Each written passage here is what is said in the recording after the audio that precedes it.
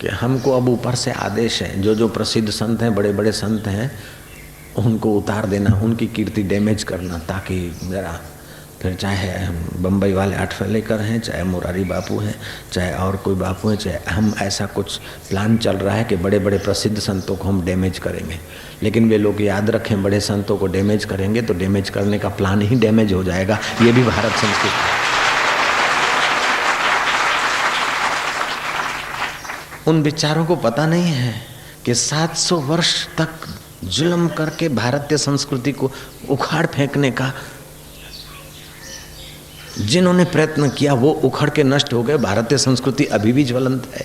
200 वर्ष अंग्रेजों ने ईसाईयत का अंधाधुंधी प्रचार करके भारतीय संस्कृति को छिन्न भिन्न करना चाहा, फिर भी भारतीय संस्कृति चमक रही है। तो तुम डैमेज क्या कर सकोगे, तुम्हारा बाप क्या कर सकता है। हरि ओम ओम ओम ओम ओम। हरि ओम ओम ओम ओम ओम।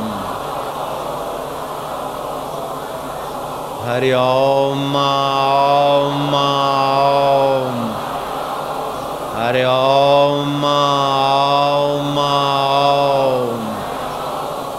जुल्म हुए, लेकिन सज्जन जप का, ध्यान का, ईश्वर का सहारा लेकर इन जुल्मियों को से किनारे हो गए, अथवा जुल्मियों को कोनी मार के आसमान के तारे दिखा दिए। और सज्जन तो मुक्ति पद पे चल रहे थे, चल रहे हैं और चलते रहेंगे। उनको मिटा सके ये दुर्जनों में दम नहीं। और सच्चे संतों के हृदय में तो सांप के लिए भी प्रेम होता है। सच्चे संतों के और संतों के, साधकों के हृदय में तो सबकी भलाई होती है। लेकिन कोई साधकों को गुमराह करे अथवा संतों को कोई कुप्रचार का शिकार बनाकर संतों को परेशान करे, तो संत भीतर से तो परेशान नहीं होते। बाहर से जीसस को भले डैमेज करके क्रॉस पे चढ़ा दिया, लेकिन जीसस को भी करोड़ों लोग जानते। सुकरात पर इल्ज़ाम लगाकर उसको जहर दे दिया, फिर भी सुकरात को मिटा नहीं सके। मंसूर को बेचारे को फांसूली चढ़ा दिया, फिर भी मंसूर को मिटा नहीं सके। इन ब्रह्मवेताओं को मिटा सके ये जमाने में दम नहीं। उनसे जमाना है, जमाने से वो नहीं। ये तो महापुरुषों से और महापुरुषों के प्यारों से अत्याचार और अन्याय होता चला आया है। लेकिन वो महापुरुष और महापुरुषों के प्यारे भीतर से बड़े मजबूत होते हैं। उनको हिला दे और उनकी श्रद्धा तोड़ के उनको नास्तिक बना दे, ऐसा प्लानिंग करने वाले सोच रहे हैं, लेकिन संभव नहीं है। जय राम जी की। न जाने क्या क्या भगवान बुद्ध के लिए 2-2 राज्य लगे थे कि बुद्ध की कीर्ति नष्ट कर देंगे, बुद्ध को हम उखाड़ के फेंक देंगे। वो उखड़ के न जाने कौन से नरक में जलते होंगे। बुद्ध तो अभी भी पूजे जाते हैं और आदर से माने जाते हैं। सावश्री नगरी में वैश्या को हायर कर लिया, बाय कर लिया, और उसकी सहेलियाँ, वैश्या और वैश्या की सहेलियाँ चली जाती थी जेतवन में। पास में जैसे ये अहमदाबाद और रामनगर, ऐसे जेतवन में बुद्ध रहते थे। सुबह को वैश्या और उसकी सहेलियाँ आती, सावश्री नगरी के प्लानिंग करने वाले जानबूझ के उन वैश्याओं से पूछते थे, क्यों, क्या बात है, आजकल यहाँ सिटी में नहीं रहती हो, सावश्री नगरी में? बोले, हम तो जेतवन में जाती हैं, रात भर बुद्ध को रति सुख कराती हैं, बुद्ध के पलंग पर रहती हैं, बुद्ध के बिस्तर पर रहती हैं, और फिर बुद्ध जैसा बड़ा ग्राहक मिल गया तो छोटी फुटकर ग्राहकी कौन करेगा? हैं, ऐसा है? बोले हाँ ऐसा है। वो अहरे गहरे नथु खहरे तो सच मानकर बुद्ध से थोड़ा किनारा करने लगे और निंदकों की टोली बढ़ गई। आखिर अच्छे अच्छे साधक भी हिलने लगे। अब जो सचमुच में बुद्ध से लाभान्वित होते थे वो समझते कि ये सच कहती या झूठ कहती, ये पता नहीं, बोल रही है सत्य जैसा, लेकिन बात समझ में नहीं आती। बुद्ध से हमको ज्ञान मिल रहा है, बुद्ध से हमको शांति मिल रही है, वो तो करुणा अवतार जैसे लगते हैं। हमारा अनुभव सच्चा कि 2 पैसे की बात करने वाली, 2 पैसे का धंधा करने वाली बाई का बात सच्चा। ऐसे कुछ लोग जो थे जबरदस्त बुद्ध के प्रति आदर करते रहे।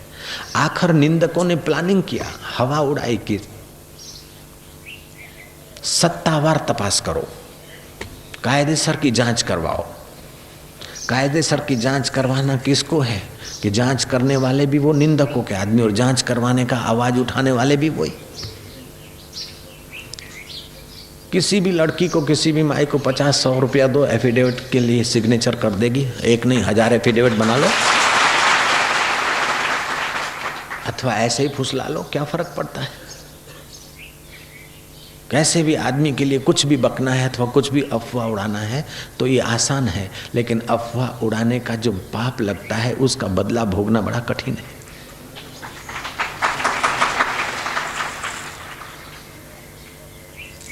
उन्होंने बुद्ध के लिए अफवाह उड़ाई, प्लानिंग किया।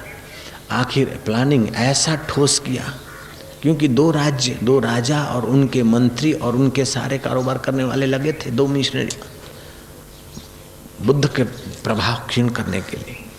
बुद्ध को आसमान के तारे दिखा देंगे। सत्तावार जांच किया जाए, जांच का आदेश मिल गया।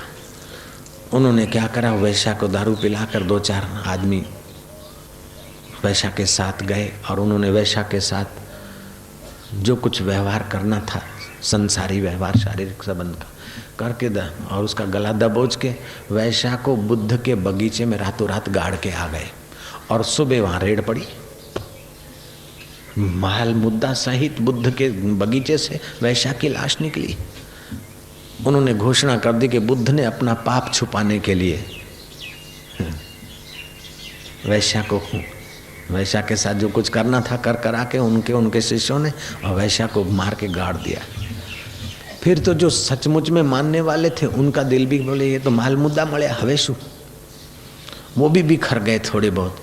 ये भी जो सचमुच में पक्के सत शिष्य थे वो बिखरे नहीं। और उन सत शिष्यों ने जो प्रचार का झंडा उठाया कि अभी भी भारत में नहीं लेकिन चीन में और जापान में भी बुद्ध के लाखों शिष्य हैं,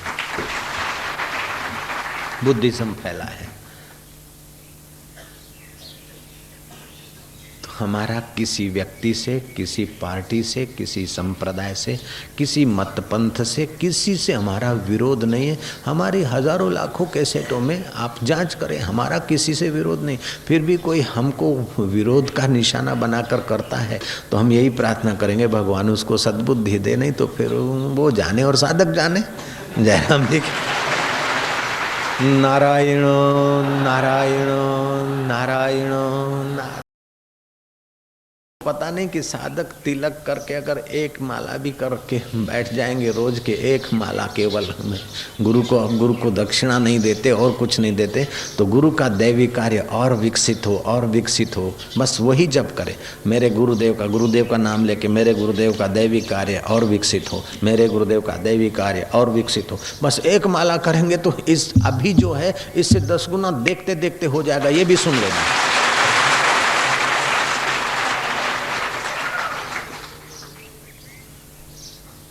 संकल्प में बड़ी शक्ति होती है और जितने साधक समर्पित होते उतना उनका संकल्प भी काम करता है।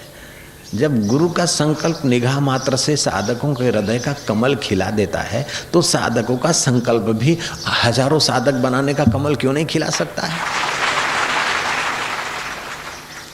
गुरु पूनम की दक्षिणा यही है कि 1 गुरु भाई कम से कम और 2 गुरु भाई बना ले तो कितने हो जाएंगे? 3 गुने हो जाएंगे। 5 बनाए तो 5 गुने हो जाएंगे, 10 बनाए तो 10 गुने हो जाएंगे। नारायण।